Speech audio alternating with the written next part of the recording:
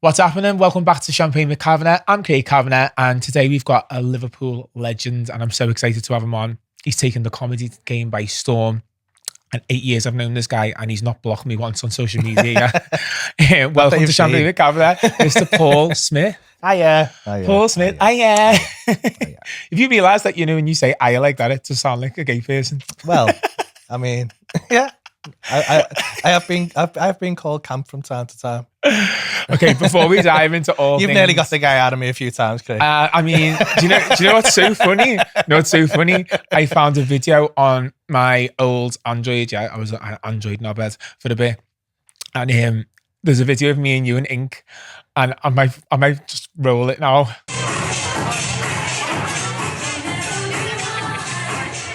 Is it embarrassing? Am I kissing you or something?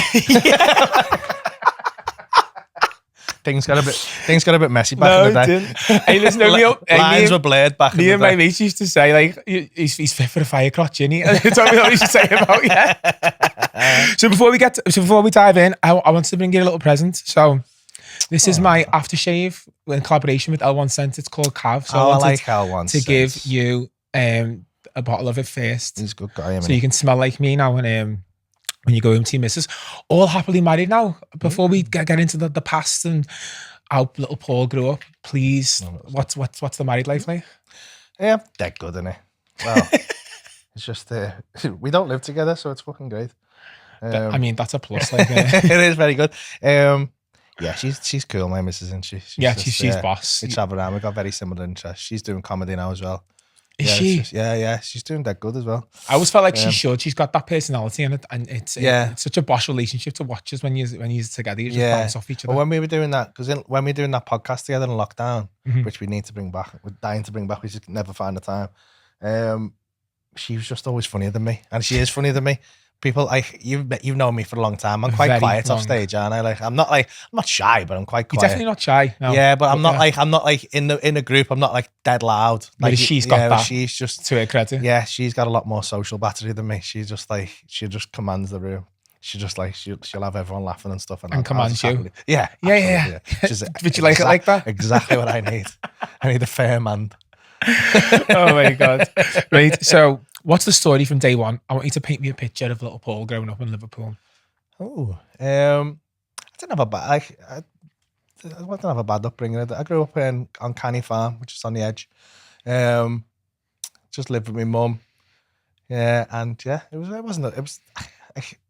I'm single mother. It wasn't a poor background, but fucking back. I don't think it was a bad background. It was nice. It was like I had good mates. We played out in the street. We used to play football. I've got happy memories of being a child. Really, well, it might have been a poor background, but it's a rich future. Isn't it? yeah. It was it's a rough place. Like there's a Channel 4 made a series called Utopia, and there was like a dystopian future, and they used the street I grew up in as this like horrendous dystopian. And I was watching it going, I know that block of flats there. That's my dad's flat. And then this kid just kills himself off this flat. I was like, oh, that's rough, innit? Didn't realise it was that bad. It's all right round there now. Using your like childhood home. Yeah, just my childhood home was like a terrible dystopian future. Yeah. What were you like at school? Were you like the class clown? Were you the quiet observer, or were you always just being a chaos merchant? No, again, like I mean, I've always had a quick wit. I've always been a bit cheeky, but I need to be comfortable with people. So really, and it's a weird thing that I'm able to do that on stage, because I'm not really able to do that naturally in a social setting. A bit better now, but when I was a kid, I was always quiet. I wasn't a bad kid. Did all right in school until secondary, and then I started smoking weed, that was a terrible turning point. But I mean, I shouldn't condone it, but I think it's a God given that you've got to do that in secondary school when you're a scout. Yeah, not every day though. Not every lesson. Not every lesson. No. So was comedy always something that was in your bones? You're always witty and quick on the ball. I think so. Yeah. Yeah, I've always had a quick way. I've always been able to make a joke and stuff like that. Defense mechanism. I'm not good at fighting, as we've seen. So I had to have something to stop the bullies. You know what I mean? People get I think some people get disappointed because they think they're going to meet me, and I'm like, you're a slag, man. But so it's something. There's some aspect of me that wants to get out. It's mad that people actually want that. Weird, like, used to be like that. Yeah. Imagine walking down the If street, I was like that all the time, I'd be fucking exhausted. You'd be cancelled. Yeah, absolutely. Yeah. So the reason I asked that is because you've told a story before about taking a comedy course to get you over your shyness. Is that true? Yeah. So I find that mad because you talk to drunk strangers for a living now, which I've done for years. So you know what I mean? Yeah. You actually wanted them for a bit before we became mates. What actually pushed you to do the course? Yeah, it was. I was going through a whole. I'm always big on self-help and kind of self-improvement and stuff. Still am to this day.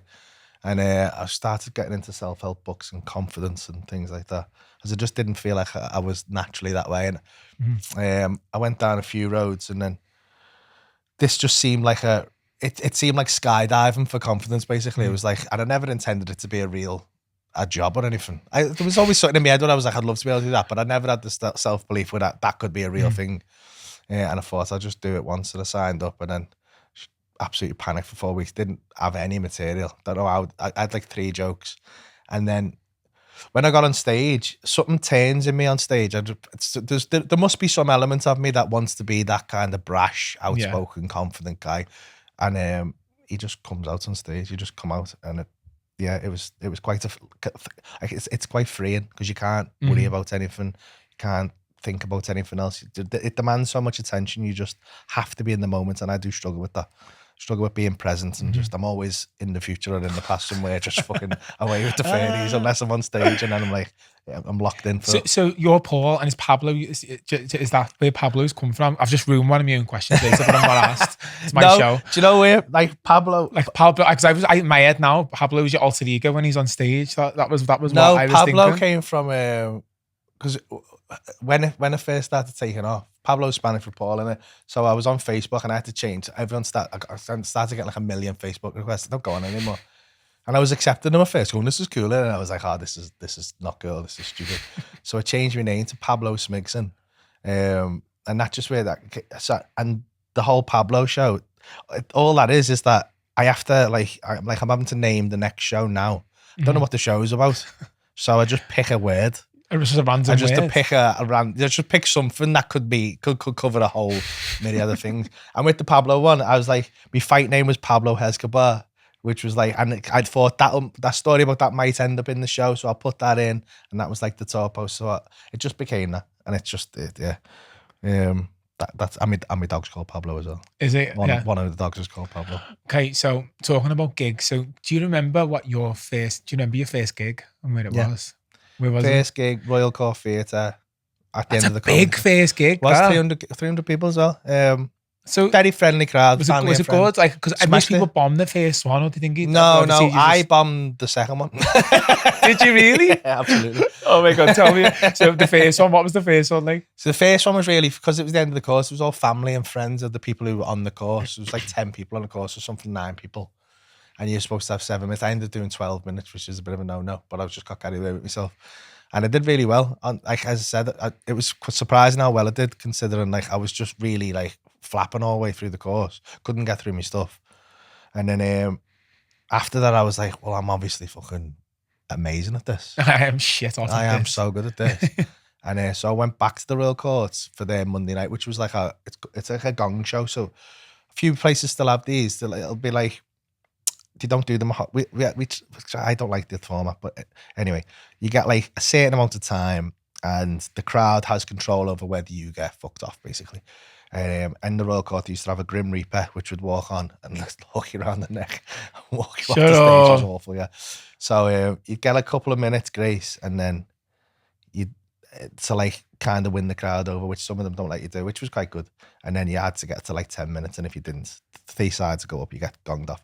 So, but I wasn't worried. I was like, well, this is obviously going to go the same way the last one did. Yeah. And I walked on, and I had it's terrible. I used to walk on and go, I don't know if you can tell in the lights, but I am the G word, gorgeous. I'm pointing to the girl in the front row, and she just went, fuck off. And I was like, oh, fuck, this is not going the way the last one went. And it crumbled. And I was like, oh, I just remember stuttering like fuck. It was awful. And an old woman heckled me with someone helping. With someone helping? Somebody help him, she said. So is that what she said? Worst heckle I've ever had. That's Still to this horrible. day, worst heckle I've ever That's had. worse than Oh, nonce. it's awful. Yeah, absolutely worse than nonce. So, pity is much worse than anger. Oh, and then was the next one all right? Did you get into your stride in the next one? Yeah, then it was kind of that. There wasn't that my material was bad. It was just that like I needed that. It was kind of you have to know things can go wrong. You can't just expect you have things to to take go a hit right. on the chin, don't you? You have to take a good few hits on the chin. Yeah. So yeah, after that it started going. It went reasonably well for me for the next while. Yeah, it was just I was quite a good open spot over like 10 minutes. I was quite strong. Wasn't anything like I am now. When did you feel like you like totally were in them, like you were in it, like the sweet spot, you know when it started taking off? Can you remember when that was? Probably about just after I started doing hot water, when I started hosting, which is really where I am best. They were amazing, them shows. Yeah, Every yeah, Wednesday it was my favourite place to go. Yeah. Well, back before, like when we were in Envy back in like 2010, when I first started with them, I'd quit comedy for like a year before that because my head was all over the place with it. I couldn't stand the traveling. It wasn't going well. I wasn't doing very well. And I got in my head about it a little bit, and I was just struggling with it all. So I just stopped, and I was like, I'm not doing it anymore. And then my mate Phil, who's a comedian, made me book back on because he wouldn't let me quit. And I booked on, I went down pissed, and I couldn't remember the material, so I just had to do crowd work. And that's how I kind of got into that. And then spoke to Paul Blair, and he was like, do you want to do a couple more? And we just became mates, me and Paul, straight away. And then having that there, it was like I wasn't chasing like being famous or anything anymore, which is kind of what I was before. I was too eager to be big and famous and stuff like that. And I was just doing it for doing it. And that was much better. I was comfortable. I wasn't like, oh, if this joke fucks up, I'm going to get sacked or I'm not going to get booked again. I had a bit of a safety net there, so I was able to just play a little bit more, and that just made me a lot more comfortable. And then that made me better, which is kind of ironic, isn't it, really?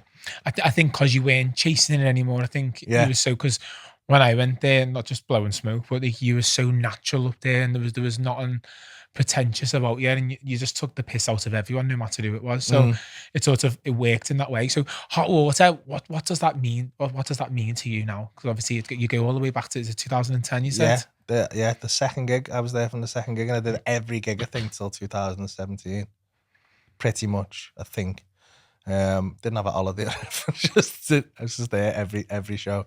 It means everything, that place. I wouldn't be anything without that place, and Paul and Binty who run it. It's just they believed in me when I didn't believe in me. Like my first tour, I wouldn't have gone on tour unless Paul just went, I've booked you a tour. Did he? Yeah. And I was like, what do you mean? He went to book. He put all his own money in. I didn't have any money. He was like, I've fronted all the money for this tour. And I was like, what if it doesn't work? And he was like, it will. And it's such a good business mind. He has, yeah. It's paid off. No, like, yeah. Biting spades. Yeah. I was speaking to him the other day, funnily enough, about you and all that, and some of the business ideas he's got, and I'm like, man, you're so smart. Oh, yeah, he's the cleverest person. He's got such a good work ethic as well. Yeah. But yeah, no, I when anyone says about hot water now, they immediately think of you. Because when I was like, oh, I've just took them on as a client and I'm going to meet Paul, they're like, oh, Paul Smith. I was like, no, Paul. Yeah. Everyone thinks you own Paul Blair does that on purpose. He does that on purpose, the prick. Yeah. Because he never corrects people because he just hides in the background and he just pulling the strings. Yeah, you best speaking to Paul, you know. And if anyone gets pissed off, to blame me. Yeah, but I think you'd handle it though. Yeah. So online you've become the face of how to work a crowd. What was that planned, or did it just start without warning? No, it started absolutely without warning. Again, Paul saying I'm going to put cameras in and film it, and I wasn't even supposed to be on it because I talked them out of putting me on it because I didn't think it. Really? Yeah, because I was like, so they only had, we were only filming on the Monday. They didn't have fixed cameras, so they were filming the acts do 4 or 5 minutes, and I was just, so when I was on, they were filming the crowds because I said get some crowd shots so it looks like the telly, so it looks like better. So they weren't filming me, and it was only that someone got up I was about to bring an act on, and I had to kind of coast and I got the first clip where I was like, it's a really old one. The first one that went mad when I was like, the guy was like, he worked at Jag, and I was like, you're defo a drug dealer. And it was just, I was just coasting there between waiting for this guy. You'll see the guy come back from the toilet halfway through that clip if you watch it back and sit down, and I think, all right, I can get this next guy on stage. Didn't think nothing of it. Went on holiday with my mum for the 60th, come back, and I was like, people were fucking asking me for pictures and shit. It was weird. Proper weird. Do you not like that? Do you not like that attention, or do you like that attention? No, I love it, mate. Like, it's a bit of a weird one, like, because I don't walk out the street and go, oh, yeah, I'm here, do you know what I mean? But like, when people, Imagine you did. yeah, do you recognize me? When people ask you for pictures, so I don't understand why some people get annoyed by it. It's like, because they're always happy to see you. Mm-hmm. It's quite a nice interaction. I mean, yeah, sometimes it takes you half an hour to get out of somewhere, but like, I just don't see why people are that bothered about it. Like, It's just, yeah, some places are quite overzealous about it, but yeah, I just find it it's quite nice. One day it won't be there, and you'll definitely miss it. Yeah, I mean, because the reason I asked is because you've known me for years. I love attention, no matter where it comes from, and some people don't like it, and it's so nice when someone even goes, "Oh my God, you've done a podcast before," and I'm like, "Oh yeah." Yeah. I think it's a nice feeling. Oh, it's lovely, yeah. It is. Yeah, because people are like when I was coming in the building, then some lad was like, "Oh, funny guy, you," and that's most of the interaction. Like, most people will just do that. And it's lovely, do you know what I mean? Have you ever had anyone go, "Oh, there's that guy," and then they've named the wrong person? Have you ever had that yet? I've had Adam Rowe before, yeah. It's fucking dumb, yeah, though. Who did he think he was? Adam Rowe. No, you're joking. Nah, he's couldn't be further apart. I think people just get the names because he's had me a few times, though. Yeah. Adam's smashing it as well, though, isn't he? Adam's doing great. Adam's doing brilliant. Everyone's doing great. It's the thing. Like, we've all, like, I think we all had the right attitude of kind of just supporting each other and just using social media to like share each other's stuff and getting each other on it. You've all been like a good advocate for each other. Yeah. And then, as Adam said, rising tide raises all ships. It's just like, there's enough, like, I'm not going to slag anyone off, but like other parts of the country which had their own like comedy circuit. The shit compared to Scousers is what he's saying. No, it's not even Scousers. It's like the whole of the Northwest. Like, there's just like, we're very supportive of each other, whereas other people kind of go, if he gets famous, I can't get famous. If he has a crowd, I can't have a crowd. And it's not the case. There's enough people out there who'll buy tickets for everything. You're just making more comedy fans. Those comedy fans, you're only going to do 1-2 shows a year that they'll go to. Mm-hmm. And then they'll go to someone else's show. They go to like Jamie's show, they go to Adam's show, they go to Tony's show, they go to loads of shows, you know what I mean? So it's just, yeah. I think that's created the model. Like, Northern Ireland's a very, very good example of the same. Like, all the Northern Irish acts, they're just like, everyone's selling arenas. Literally every comedian over there just smashing arenas out. It's great. Left, right and centre. Yeah, it's just great. So, talking about Hot Water, so I didn't know it's the most famous comedy club in the world. Did you know that? That's hard to quantify. But yeah, I mean, it's got to be mind blowing. Yeah. People in America, I've got people who I know family who live in America, people in Canada, and they know about it there. And when I was talking to one, he was like, no. Because you had that day, I forgot his name, Dave Chappelle, yeah. Dave Chappelle on. Yeah. And I was like, what? And he told me this funny story about he rang up and his wife was like, oh no, we can't fit anyone on. And then she rang him and told him that it was him. And he was like, you better ring him back. Ring him back. It's funny that. Yeah, so talking about other comedians, what do you feel about, because I love him, Matt Rife? I like his crowd work. I haven't seen his shows. I don't really watch much stand-up, to be honest, which is quite bad, but his crowd work's incredible. Although it's a bit conspiracy theory. Yeah. I think he can't be true. A couple of times there's been a few when I'd be like, that's happened a month after mine again. Oh, that's a conspiracy theory. Sorry, Matt. I'm sure it's a coincidence. Copy my ball. I'll come for you, mate. I'll come for you. He had the deaf person after the deaf person. He had the cancer person after the cancer person. I was like, no, yeah. This is getting a bit much now. Don't start, mate. I'll come for you. I will come for you. So it's so funny when I was typing this out, I was like, you've got more footage online than some influencers have selfies. Do you ever worry you're going to run out of things to say to people in the crowd? Do you ever worry about that? No, that's like worrying you stop being able to have a conversation, innit? Yeah, I know. But like, do you ever think, I like, do. oh, what if I repeat myself? I do repeat myself sometimes. Yeah. And it does me head in the moment, but it's a natural thing because you're so happy. Like, there's certain pathways that you go down, and it doesn't happen often, but sometimes there's certain, like, someone will say something and it'll just trigger that pathway in your head, and you start talking, you go, I'm sure I've said this before. And then, so I'll ask another question, and it, by chance, it's just a weird tree of, like, if you ask another question and they respond the same, and you go down the same way, I'm like, how the fuck has this happened twice? Yeah. But you get the same, like, I've had a lot of police officers, I've had a lot of, like, why they admit the police officers, by the way, I don't know. But you get a lot of the same jobs and a lot of similar people in the front now, but everyone's different, aren't they? You'll always, if you ask one, people go, yo, you just ask people what they do. And I go, all right, you do it. Because I'll ask them what they do, and then I'll ask 2 more questions. And then that's when it's funny. But people don't remember the other questions. It's just easier to say that. So it's just, if I find myself saying something I've said before, I just ask a question I wouldn't normally have asked. I don't even think it's that easy. Like, because when you ask one question, it's your mannerisms in between the questions that make you what you are. Does that make sense? Do you know what I mean? So it's not as easy when people go, just ask 3 questions. Oh, it's absolutely not. Well, it's not. It's about you. What fucking hell. So they're the things that get people. Like, it's your nature as well. I haven't. I've always said this. I don't think I'm not technically the best comedian in the world. I'm not the quickest. I'm not the best writer, but I will make you feel better. And I've always had that. Like, I'm like walking antidepressant. Like, if you are with me, I'm like, you have always been like, yeah, that. I have. So, like, I've had that since I was a kid. I'm good for morale. So, like, if you come into my show, you won't understand why, but you will leave feeling happier than you went in, and you'll just know that feeling. That people buy the feeling, really. They do. Yeah. So I think that's a lot. It's hard to quantify that when people are watching it, trying to break it down and what I'm actually doing. It's easy to kind of reduce it to me just going, yeah, what you do. But it's not. It's years of, like, having learned to be a nice, affable and person. Reading people as well. You've got to be able to read people. I'm very good at reading. Although I'll never understand why anyone who's a school teacher would sit at the front row of one of your shows. That one where they went nonce, and you were like, "That's the best time," something like that. Yeah. What was the other one that I loved? I loved the one where it was that with the girl and the fella, and they were both they were like, they'd done lines on the floor.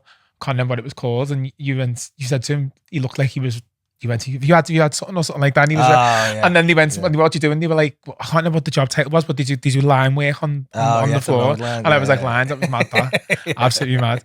So what's the wildest or just plain inappropriate thing someone said to you during the show? Wildest? Oh God, I don't know. I have people, like, sometimes I've learned to deal with this now, like the guy who had cancer and stuff like that. When people bring that up, it's not their fault for bringing it up, but I'm like, you didn't have to say that, and now I've got to make a joke about that. Like, a guy the other day, he was with there was a guy in his 50s, and there's a woman, she was like again, late 40s, early 50s, very, very, like, formally dressed, like hair in curls, covered in jewels and stuff like that. Formally, as in like a gown on. Do you know what I mean? Like a gown, like a pink gown. And she's a lovely woman, like, mad though. And I was like, and he just got married, and I went, "That's not your first marriage, is it?" Like that. Which is, obviously it's not. It's not a question. It's like, because it's obviously not. He's mid-50s. He's done well. Do you know what I mean? He's no way he hasn't been married his life. So he was like, no. So I was like, so I was saying she was spending the divorce money and that. And then I went, how long have you been divorced for? He went, I'm a widow. And I went, fuck. No. It's not the widow show. She's spending the life insurance. I was like, but he brought it up, so I have to then make a joke about it. And his missus laughed more than him, to be fair. But I was like, it's when people do that and push me into a corner, I'm like, I've got 3,000 people here. I can't not. I can't just go, you can't say you're sorry. I can't say I'm sorry. No, I know. Because it's just, it'll make, you don't want that either, because it'll make everyone feel tense, and everyone will just be going, that was weird, wasn't it? And then you'll feel like you fucking ruined it.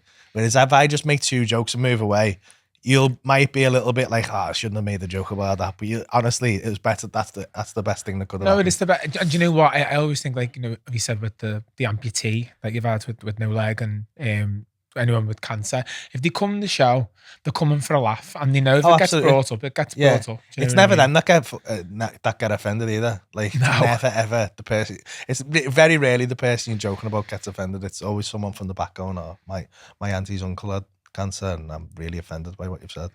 I'm like, sad. Karens everywhere, Sorry aren't they? about that. Sorry, not sorry.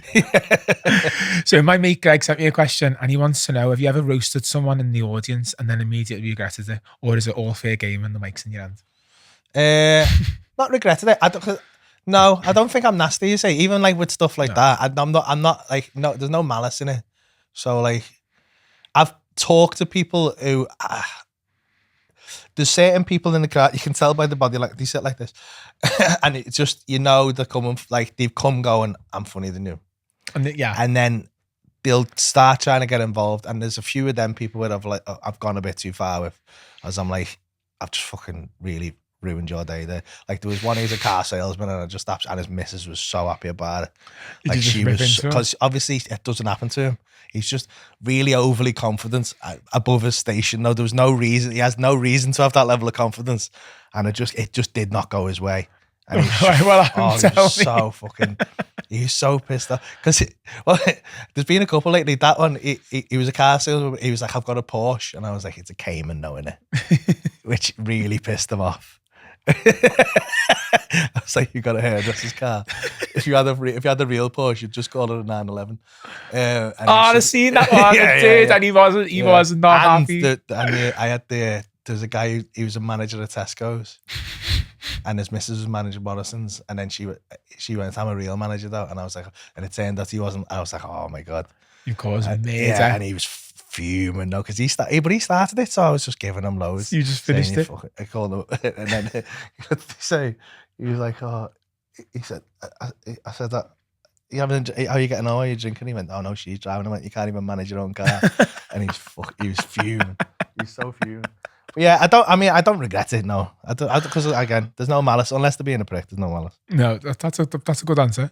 So let's talk about touring. So I was going to ask what the story about Pablo, the name was, but we got that earlier. How's the tour going? Very well. We're just, God, even know. I think I'm about 200 odd shows in. 200 shows in? I think so, yeah. Yeah, got about 60 odd left. It's starting to quiet down now. I'm in Liverpool a lot more now, which is nice. Traveling gets a bit full on. I have quite a nice balance me though, because I have my kids, like I have my two boys Sunday to Wednesday, and then I'll do shows Wednesday to Saturday. So not like I'm working every night like I used to. But yeah, it gets a bit full on touring. Does the missus come? She does, yeah. She's down. She's either down. She lives down in Torquay, so she'll 1 week on. Normally, she'll travel around with me, or she'll be doing stuff unless she's doing her own shows now. Yeah, it's a great life, but it's just like it's up and down. It's dealing with that the kind of the high of it all. Like when you come off stage in an arena, and then an hour later you're just in you're in a hotel, like on your own, trying not to get pissed. Trying not to just get. I know I tried to get you pissed today, but you were having none of it. Like, I'm not like teetotal or nothing, but I'm gonna have to like, if I have a drink now, that's fucking. I've got 2 shows later. It's game over. Imagine I'll have to carry on drinking. drinking. It's game over there, and I'll have 2 more, and I'll be fuming tomorrow because I'll be rough as fuck. That was my other question. Have you ever done a show pissed or hungover? You know I've done a show pissed. I know you have. I know, but they don't know that. Yeah. Done many shows pissed and hungover, mostly because of you. Yeah. What's the worst? Pissed isn't that bad, to be fair. You just one show pissed. I mean, it's not the best.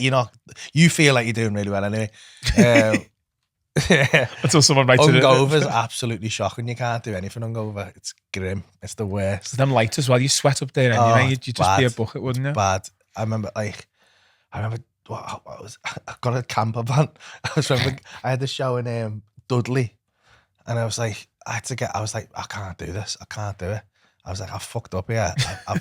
We ended up out after the show, and I was just like, this will be sad. I started drinking whiskey like a prick, and a whiskey just goes down like juice with me. I'm bad, so I'm just like, done a full bottle of whiskey, and I'm like, this will be sad in the morning. Gets in about 5. as about 3 hours kipping, and I'm like, wake up with anxiety going, oh my God, I've got a show later. So I had to get my mate to drive me camper van. And I shouldn't admit that. I wasn't asleep in the back. I was fully fully seat belted in. I actually do remember some of the nights out. We used to come into Ink, and when I've been out with you, Paul Blair, by the way, he's got empty legs. That kid's like, he can just drink. Paul Blair he's an anomaly to life. Like, I've never known anyone to drink that much and not even look drunk. But well, you've only seen day one, Paul, though. There, day two, Paul I've been on many like little trips. Oh, yeah. Paul's blood.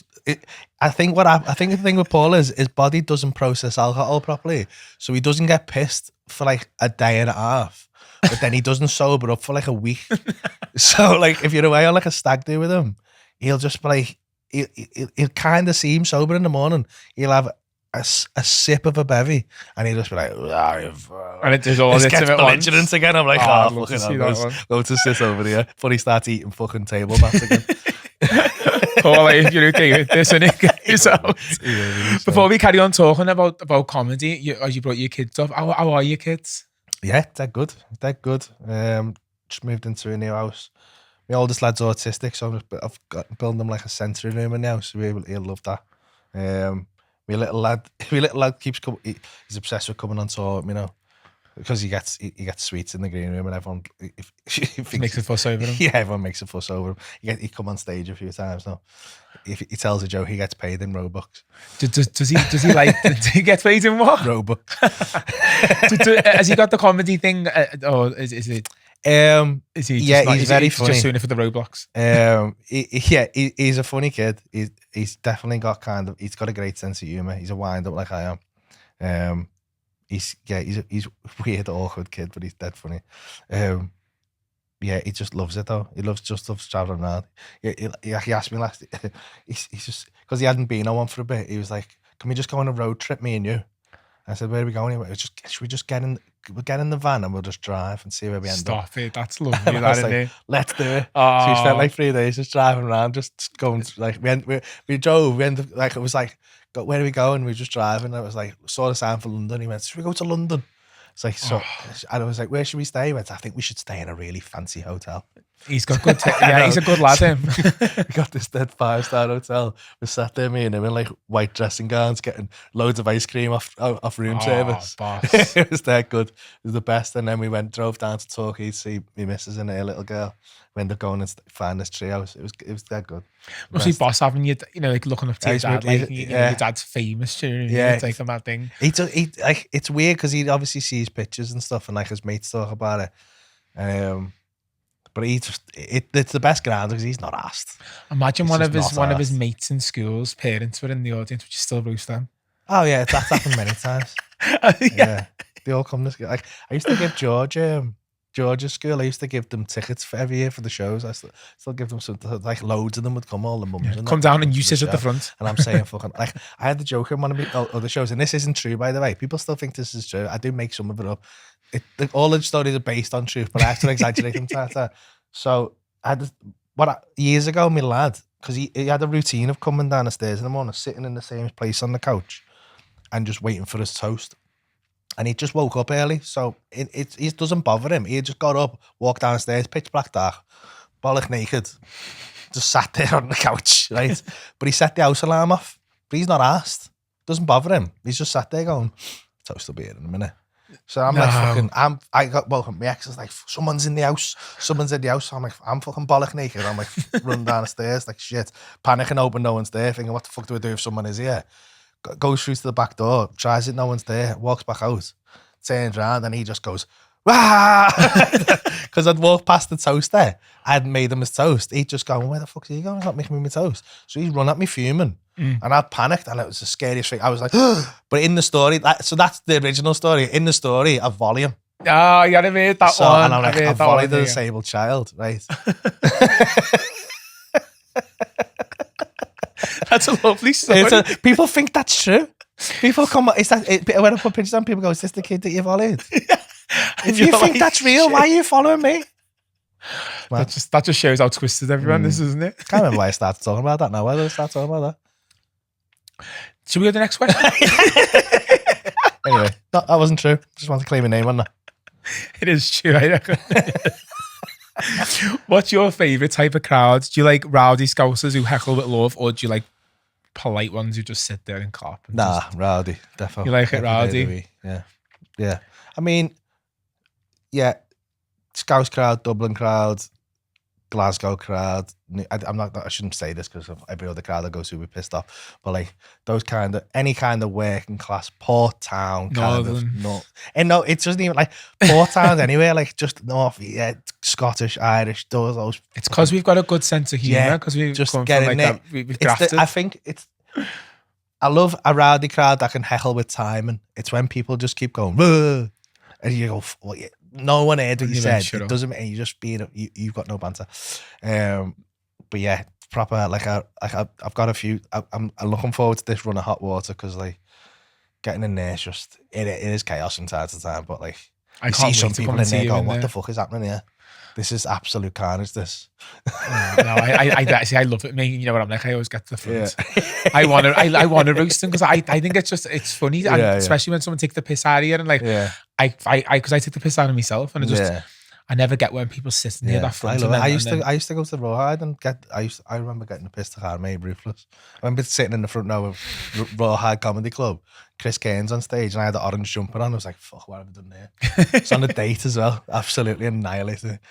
Did he? Yeah, ginger lad in an orange jumper asking for it. Did you ever go on another date with her after that? No. Nice one, Chris. So do you ever get nervous before at big shows, or and like, or do you like just run off the adrenaline? That's it. It's it's a hard one to answer. Yes, it was a hard one for me to say. I stuttered in between. Yeah. What I've discovered is there's a very fine line between nervousness and excitement, and I think nervousness is just excitement plus doubt. Mm-hmm. That's what I think. So like it's the same feeling. What I used to call nerves is now excitement because I know I can do it. Mm-hmm. I've been through pretty much every experience I could be for on stage, arenas, everything like that. So like when I used to look at these arenas, I got a bit overwhelmed by them going, fucking hell, there's a lot of people. Like the first time I did an arena, I'd stopped talking halfway through because I looked at the crowd and went, what the it was just a minute. And it wasn't even a minute, it was a second, but in my head, I was like, I'm not going to carry on talking here. Fuck. And then it was a terrifying moment. But now I'm like, I've done it all now. That's happened to me and I've dealt with it. Pretty much everything that has gone wrong that can go wrong. People have had fights, screens have gone off, sounds gone off, and I've managed to do it. I've got attacked by a fly. That was the worst. Fly? Mate, fucking hell, man. A fly attacked you? They're like that big? Mate, just bouncing off my head on a 40-foot screen now so everyone can fucking see it. And I'm like, fuck. And I caught it. Yeah. And I was like, I let it go like a prick. Should have killed it. And it came back again? Coming back. All the way through the first section, so I had to get someone to get me a can of Raid for the fucking second section. And then it weren't there, and I was fucking. So I've got a hoodie on. I'm like, fuck's sake, I've got a can of Raid in my pocket. And then about 15 minutes in, it just went. I went, fuck off. You got it. Did you get it? AO Arena went mad. Did you kill it? Yeah, killed it. Well, good. Got it with the spray. So it died silently. Died silently. Yeah. I made up. Fuck with me, mate. Fucked him right up, didn't you? So I'm 1-1 in the AO Arena. Oh my God. So listen, right, so you probably don't think you are, but do you understand like how famous you are yet? No. Has it hit you yet? A couple of like when you're in Thailand and people recognize you, and like I got recognized in Florida by a 55-year-old sheriff. Weird. A sheriff? A sheriff. It was just like, and he was made up, and I was like, that's weird. That is quite surreal. But now it's such a weird thing, innit? Because like most of your life's normal, innit? Doesn't matter who you are. Like it's Justin Bieber. Most of his life is just him making a cup of tea, him making his dinner. Maybe him not doing it, but you know what I mean. Yeah. That's a bad example, probably. But you know what I mean. Yeah, doing pretty normal things. Most of your life's normal. So like in your head, there's only little flashes of like I'll go to hot water later, and you feel famous in hot water because you can't walk around without like you just can't do anything. I couldn't just sit in the crowd there because it's just chaos. So like that you have to like sneak through the back and get in the back way, just for kind of timing purposes, because the staff go mad at me because if I walk through because I'll just go, oh yeah, that sounds, yeah.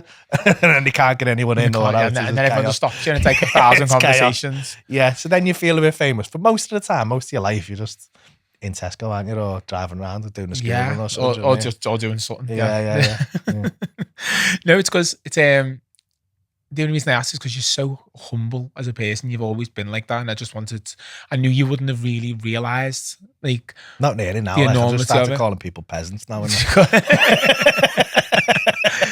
Stop looking at me as peasants. Do you think things change the way people treat you, like off stage, massively? Not well. It depends who the person is. I'd like. I don't like if you met me now. I don't think you'd treat me any differently than when you first met me. I just wouldn't like. No, not at so all. Like, because you're not that way. So that depends totally on the other person. That some people definitely do, because you've never changed. That I feel like you've always just been this person. Yeah, I wouldn't treat anyone differently because they're famous or not famous. I don't think. So yeah, that just depends on the other people. Some people are definitely like, you get treated better in restaurants and things like that. And there's nothing wrong with that. No. That's one part of fame I do like. That's just the one. When you go away and people don't know you, like I was in France and I was like, why the fuck am I not getting preferential treatment? Because the French hate us, that's why. Because they don't know who the fuck I am. So, do you get like random like dads and mums like trying to tell jokes to you and like shouting jokes back to you in Tesco and that? Yeah. Do you get it all the time? Yeah, all the time. How do you deal with that? Just listen to them and laugh. Just listen to them and laugh, even if it's not funny? Yeah. It could be like, shit joke that. I was like, yeah, I used that one. Thanks, mate. What's the most random or surreal thing that's happened to you since going viral?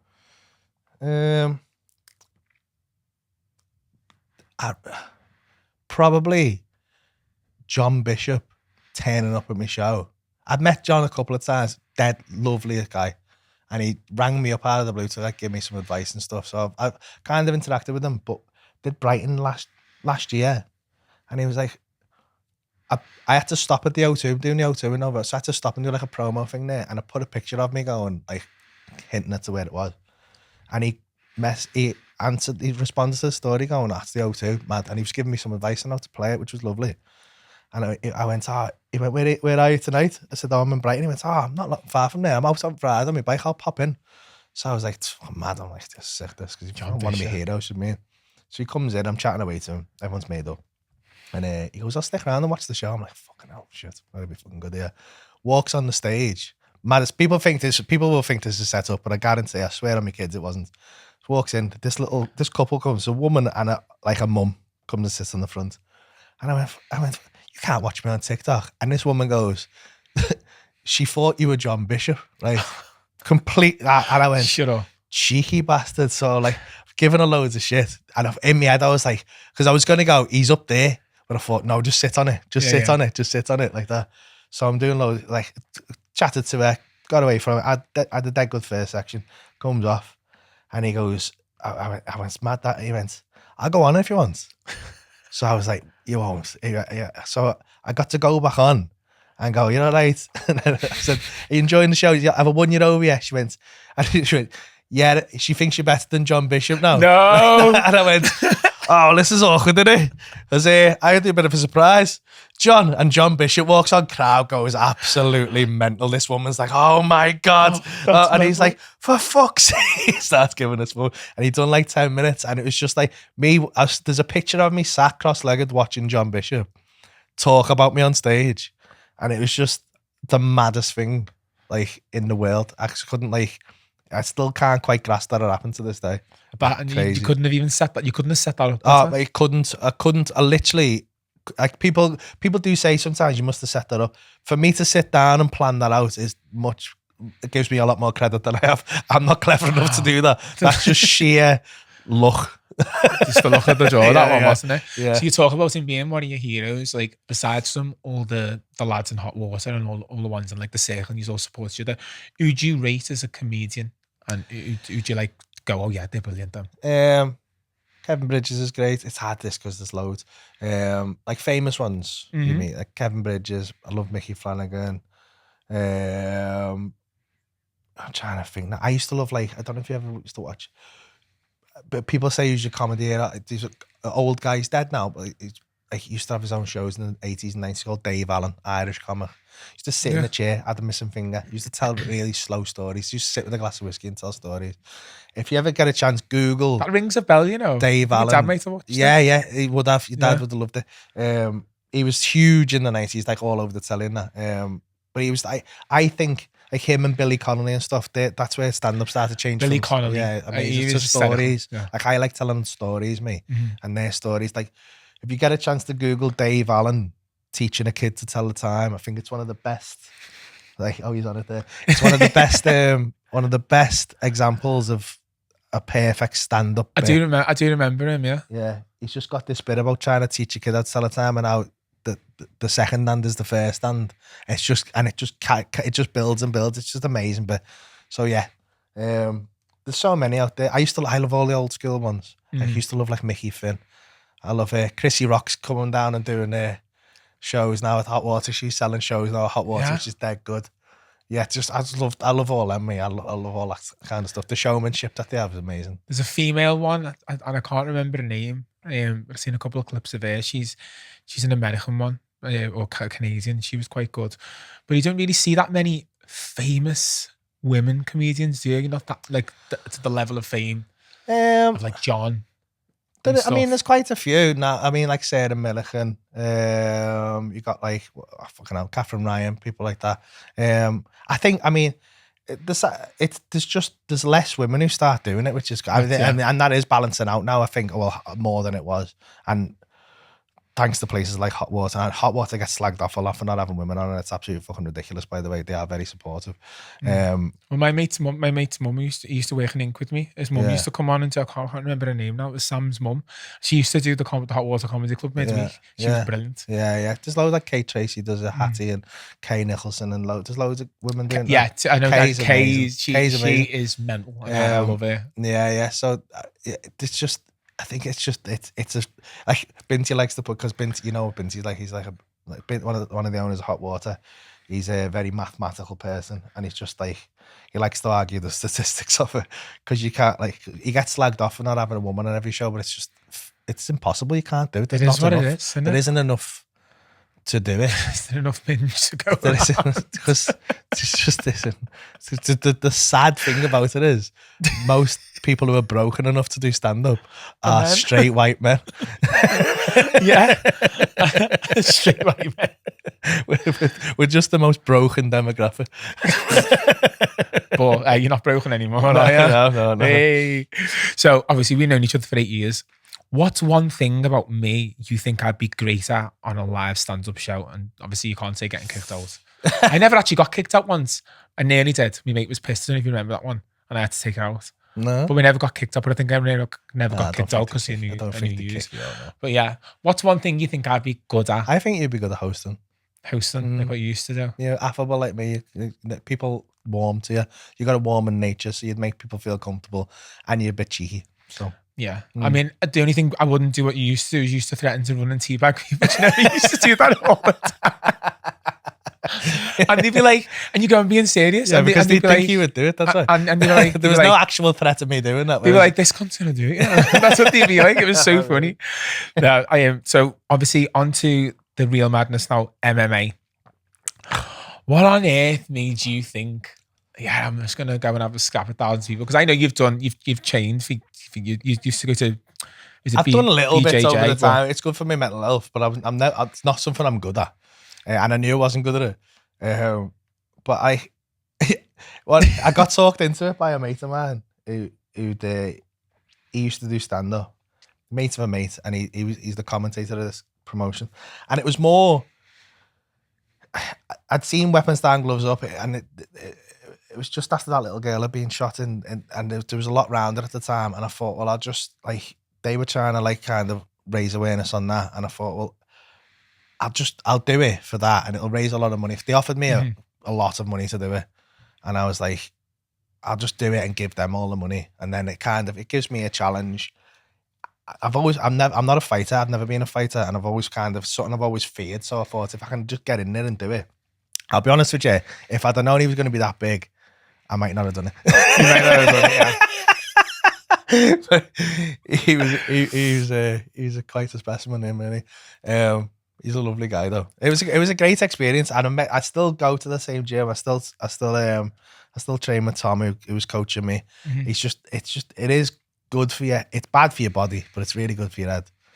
Yeah, I mean, I go to the gym, but I don't do that, none of that shit. But no, because I just get smashed, wouldn't I? But, I don't know. You're a strong master now. Yeah. But I think I like to do a bit of I like to stay above jiu-jitsu. I like to stay above the fray. I like to just. I reckon you must have good thighs by now as well. Do you feel them? So back to Jake. So obviously he had big abs, but you've got the punchlines in that way, right? What was there ever a point where you thought, I'm gonna fucking batter him?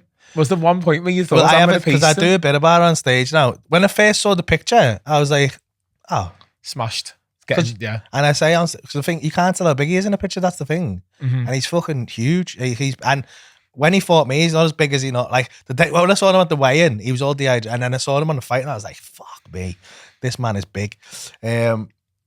But yeah, I knew he was going to be a good boxer and stuff like that. So I'm a bit gutted, I think, because I'm not a bad grappler, really. Like, I'm not a great grappler, but I'm not a bad grappler, and I feel like if I could have got it down, I wouldn't have looked as bad as it is. But he just punched me in the face straight away, and you can't. Everyone's got a plan until they get punched in the face. Did you feel it for like a week? No, I didn't feel. The mad thing is, right, and I spoke to him after, because we were both laughing after it, because I hit him with like 4 leg kicks, which don't look bad, but I'm pretty good at leg kicks. I've done Thai for a while. So Thai box. So he was like a big, long, rangy boxer. So Thai is just like my mate Andy Housen fought on Mitzvah, and he's a very good Thai boxer. And he was walking, and this guy was a bit like Jake. He's big, long, so he's just pinging him from the outside, and it's really hard for the Thai boxer because you can't kick. Do you know what I mean? So like, because Thai boxers are just walking like this, just head. There's no head movement and nothing. So I'd done Thai for a bit, so I'm walking. So I kicked his leg like 3 times. He caught me again, and he made my head went, and I just stumbled over and I got stopped. But after it, he was like, mate, I couldn't walk for like fucking 3 weeks. I couldn't walk. Nasal. And I was like, yes. Say that on camera, please. No, your speech after it, I was crying. Yeah. I was crying. The stuff you came out with, and it just made the whole thing. It just amplified the whole experience for me. What did you say to him? You went, what do you say about us? I said he must have a 13-inch dick. Something like that it was, Army. I was crying watching that. Is it true that you trained with Conor McGregor's coach? Yeah, John. Is that John? Yeah, John Cavanagh. John. Oh, he's got the same surname as me? Yeah, it's with a K though. Oh, he's a Cavanagh then. Yeah. I'll let him off. What was it like training with Conor McGregor's trainer? Yeah, that gym's amazing. And he's dead good. I mean, he choked me everywhere, but like, yeah, it was that good. It was a weird situation because we were going over to Dublin, and I'd been trying to train as I was going round, which was really difficult. And then there was a guy, a friend of my coach. He went, I know a guy in Dublin, but then it turned out Jake was there at the 2 days before. I was training with the same guy, and I was like, fuck. So I was like, didn't have no one to train with. And then John Cavanagh followed me on Instagram. It was just a weird coincidence, and I was like, no, I thought I'm just gonna be cheeky. I said, I was just messaging him going, hiya coach, thanks for the follow. And he went, oh no, I love your stuff. If you're ever in Dublin. I went, well, weirdly enough, well, yeah, I am there next week, and I really do need some training. And he got me down and let me do a session there. I had a little roll with him and stuff. He's great. And he come to the show. Did he come to the show as well? Down the show with his missus, yeah. So yeah, he's a lovely guy. He's that good guy. Yeah, met some amazing people doing that training. Met some really good people. I got to train with some like proper good, like Dan Hard, some real like UFC veterans. Like I love MMA, so like I'm a big fan of watching MMA. So like it was a proper like geeky moment for me. So am I. Yeah. Got yeah. So the charity donation to Weapons Down, Gloves Up. It was a lovely gesture. Did you approach them, or did they approach you? No, I approached them and said, I'll do this for you. And they were obviously happy about that. It was just I'd seen them, and I know Billy. Billy Moore. Billy Moore, yeah. He was he's quite closely involved. And Great Molly guy. was involved with them at the time. I love Molly. So I was like, this just made sense to just let them do with the money, and I think they've used it to like. They've helped a few boxing gyms in Old Swan and places like that, like regenerate them and stuff like that with the money. I think like that. And Was it 10k? Was it 40k? 40k? Bloody hell! Yeah, yeah. How does it feel when you can do something like that and give back? How does that feel to you? It's lovely. Yeah, I like to do bits for charity. I don't like talking about like charity too much because like weirdly, it's a weird thing. Charity, like I don't put too much on Instagram and stuff. And obviously you get requests. You must get requests. People request all the time. Like, can you share this? Can you put like such and such as having a fundraiser and stuff like that? And I feel that bad not doing it. But honestly, nothing in the world gets you more shit on Instagram than charity stuff. It's dead weird. Like the amount I've had people moan at me about giving that 40 grand to them because I should have given it to someone else. Or like I helped in I won't say his name, but there's a no good deed goes unpunished. No, it's mad. But like I'll go on and I'll put a clip on of me calling someone with a slag for half an hour. No one says fuck all. And then I shared some young fighter. I don't know him, but I'd watched a couple of his fights. Dead promising young lad, Scouse lad. Just had a freak accident. He was running one day, had an accident. So and I heard about it, so I donated. And I donated a decent amount of money, and I shared the stuff. The amount of shit. His family had to message me and tell me to take the post down because people go, it's fucking joke. This he's fucking he's hurt himself. People are fucking struggling. It was just mad. I was like, what is going on? It's chaos. Can't do right for doing wrong. Can't do right for doing wrong. And like so, like I've had to like kind of back away. It's a bit sad. So I have to like anything charity. I have to kind of try and do in the background now because I must get 5 a week, and you're like 1.2 million. You must get about 150 a day. And if you share them, then people just go, if you don't share them, you look like a prick. But if you do share them, people go, well, you should have just fucking paid that yourself. Why don't you just pay Either way, you look like a prick. Yeah, you look like a prick. So I'll go with option A, thank you. I had a dead nice one though. There was you probably will have heard. So there was a young girl, a baby girl. She ended up in I think she had a blood clot on the brain. She had to get to in Mexico on holiday, and then they were trying to get her an air ambulance back. And it was this big fundraiser kind of, and I donated to that. And obviously I didn't hear nothing back. And I was driving along one day, some fellas beeping at me in his van. I thought, fucking hell, have I cut him up or something? They went, you know, my little girl get back from Mexico. I can't thank you enough. And I was like, that was dead nice. So I mean, swings and roundabouts. So if you're watching me, I'm glad. Little things like that get me. Yeah, proper got me. I love that for you. Yeah, it was nice. Will we see you in the cage again, or is it one and done? Absolutely not. No, never again. Learn me lesson there. Okay, well, I've got one other question then for that. Like, so if you had to fight any other comedian in MMA, who are you calling out? Any disabled one. No, actually not. Probably smash me head.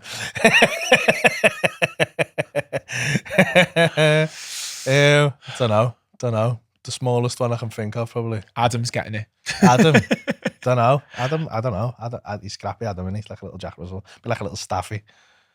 Like a little staff. Little staff at your bull tail. Run like your heels. Yeah. So who would it be? Yeah, probably Adam. Probably Adam, yeah. Do you have a pre-show ritual? Is there anything you do religiously every time you go on? Scream, probably. I do a lot of this, and I breathe and I scream. Just tap your stomach. It's just like, yeah, I don't know whether it's autism or whatever. It's spectrum releases. It's fine. Yeah, it's definitely related. It's kind of like it's like a radiator. You don't want to be calm, but you don't want to be too over. So there's just like, I'll breathe to kind of bring it down. I'll scream to bring it up, and it's just like yeah, it's hitting myself, and it's weird. It's a weird. People think I'm mad. At least you're hitting yourself and someone else in the ring now. Yeah. So these are the questions that were sent in that people wanted to know the answer to. I got this asked 3 times, by the way. Do you have any plans to go to Ireland? Yes, this happens all. I can literally go to Ireland all the time. I'm in Ireland in October. I'm in Killarney next month, and later it's in September as well. I've already done quite a few shows in Ireland this year. Or last year on the tour anyway. This always happens. You'll do show. I did the whole of Australia and New Zealand in January. Landed, and someone went, when are you going to come to Australia? You prick? No, they didn't. Because they don't see it's mad. So yeah, always do. I'm in Belfast next week as well. Belfast next week and the week after. There you go. By the time this comes out, you'll only be able to go to the October one. Yeah. But yeah, it's sorry. fine. I was in Belfast last week. What are the crowds like in Dublin? Dublin's amazing. I hate to say this, but like Dublin Arena is the best arena for comedy. Arenas are like, some people say they don't like coming and watching arenas, and I kind of understand why, because it's not as intimate as a comedy club.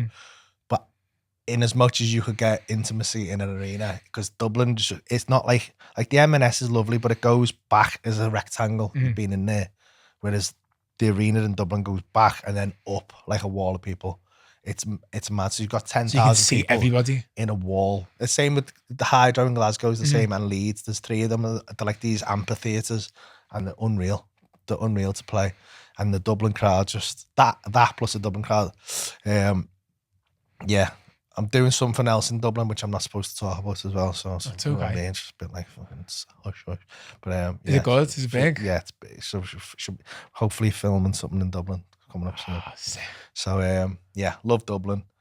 So I will be there. Will you tell me off camera? Yeah. Okay. Ha. Listen. Okay. This is from someone called Craig Jones. He's put, "What's your favourite shaped shortbread biscuit at Christmas?" Rectangular, definitely. Is that a real answer? Like a Jenga block. Is that a real answer? Yeah, I honestly don't know why anyone would ask that question. I do know Craig, so let's ask the question for him. What's the worst gig you've ever done? And it's not the worst that you've performed. That just your performance. Just what's the worst gig you've ever done? Greenock tour show, Scotland. About 20 minutes outside Glasgow. Rough as fuck, unplayable, to the point where I was like, bring the car around the back, because if this goes off, I'm gonna have to run. Is it that bad? That bad, yeah. And apparently, it's just known for that. The same thing happened to Billy Connolly, so I didn't feel that bad about it. But it was just, I couldn't get a word in. They were just calling me a cunt. They paid to call me a cunt.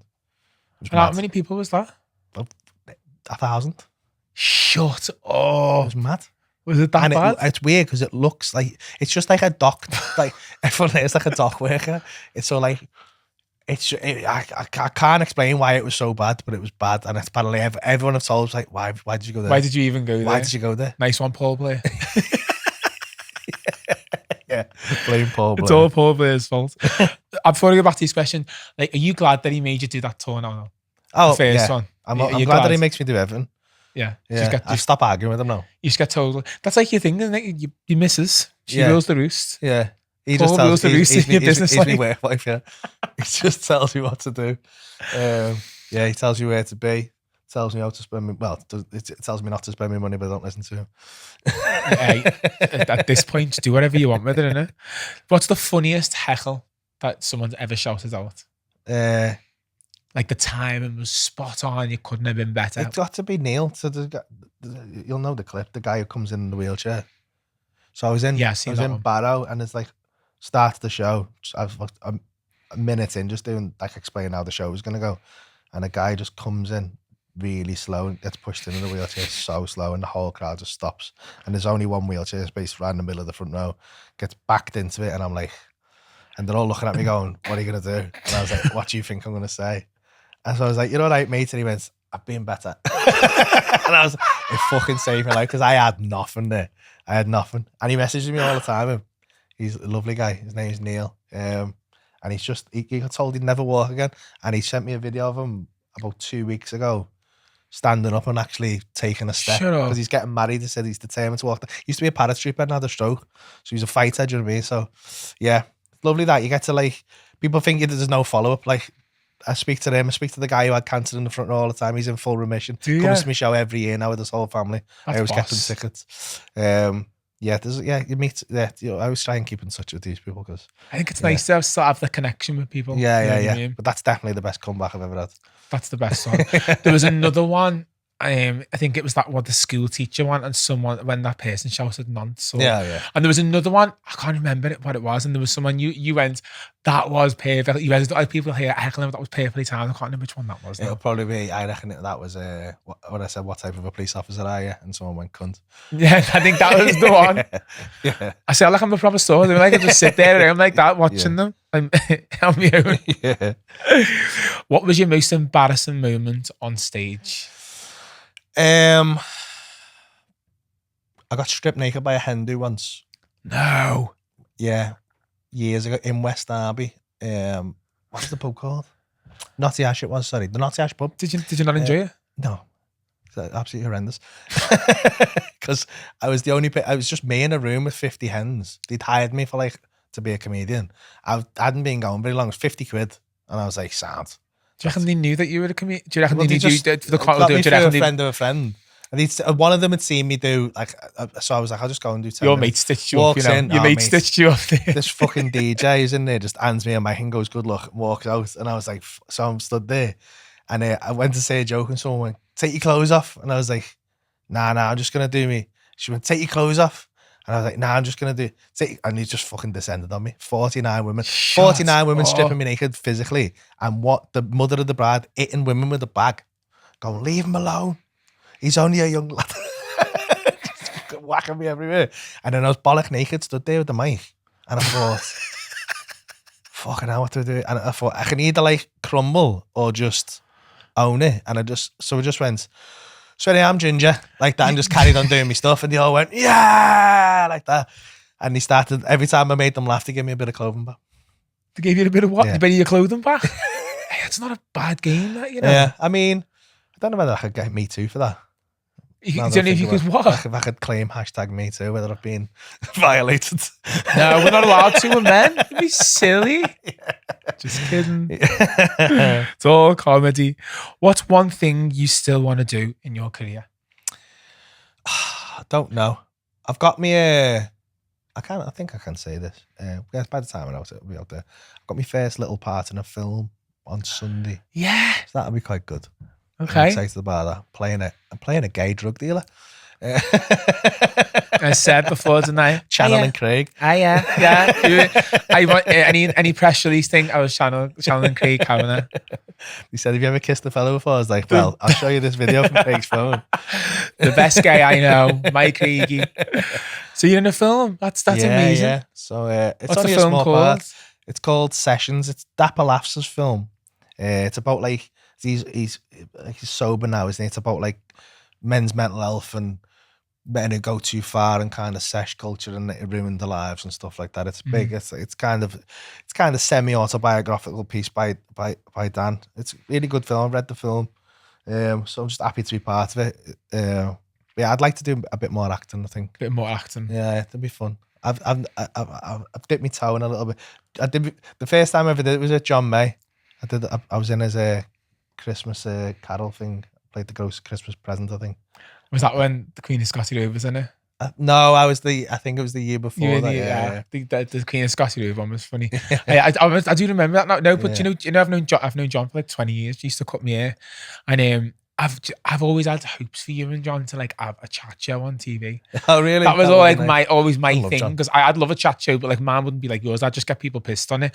You know what I mean? I just do what I've done for years, and I'd be like an agony aunt. But yours is like some type of comedy, TV, a bit like SNL. Yeah.